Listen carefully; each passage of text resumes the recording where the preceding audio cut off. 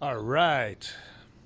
Today I'm going to show you how to make your food tasty and nourishable for your body. All right.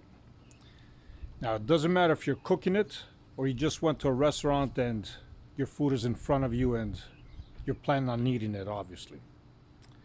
So, step one, be grateful for it. Okay. Step two, put your hand over it about 6 inches. Just feel its energy. Okay. Step three, put the intention, okay, that your food is going to be nutritional and it's going to be beneficial for your body and it's going to taste good.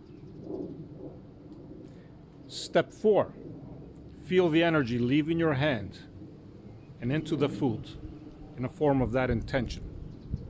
You feel it? Great. Step five, shake it off. Okay? So you cut ties with it. Step six, say thank you.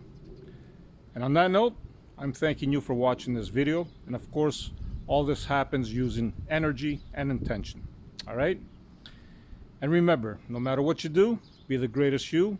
Love you all. And let me know how it worked for you. Ciao.